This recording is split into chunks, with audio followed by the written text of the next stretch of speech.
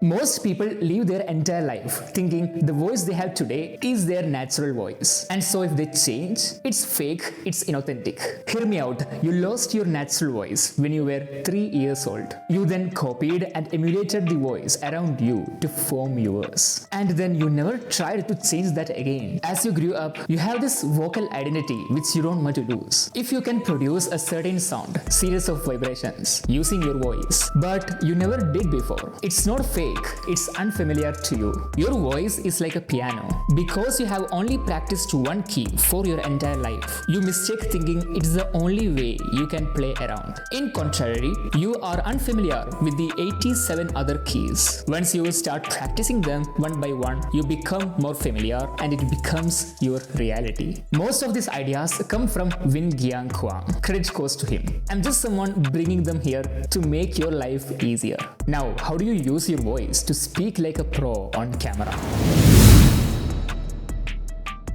I have got 2 formulas for this video. You can take notes if you like to. The first one is for sounding natural. I call it the MVP formula. Yes, it is the minimum viable product for your speech. Movement, volume, and pace. Movement is all about moving your mouth as much as you can so people understand your words clearly. Your accent is not a problem. You are too shy to move your mouth enough to produce the sounds clearly. As someone who struggled a lot with social anxiety, I understand you. But you are not speaking to a person or the public. You are speaking to a camera. If you exercise enough doing this on camera, it will become a part of your reality. Don't feel cringe. You gotta do this to speak well on camera. Volume is all about finding the right volume of sound for your speech. You don't want to speak so slowly, which makes it too dramatic for no reason, with no context. You don't want to speak so loudly, which makes you look arrogant, right?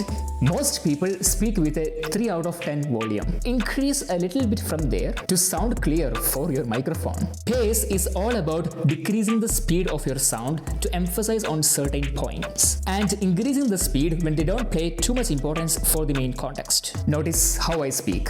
If I speak like this, nobody will listen. But if I speak like this, people are more likely to listen. Movement, volume, pace. All you need to sound natural on camera.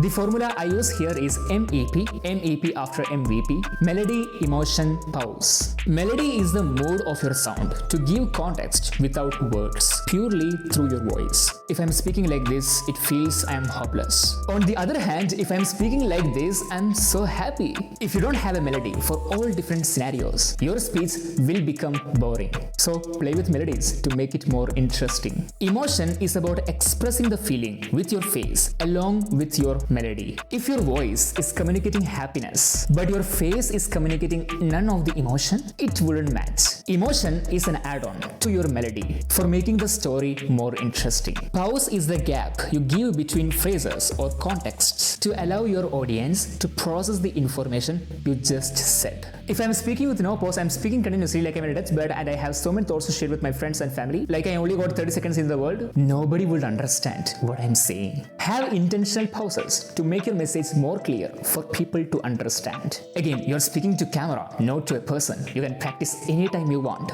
Don't feel cringe. That's all for this one. I hope you enjoyed this. Like if you like, subscribe if you want, join my free WhatsApp community, book a call with me, links in the description. I will see you on the next one.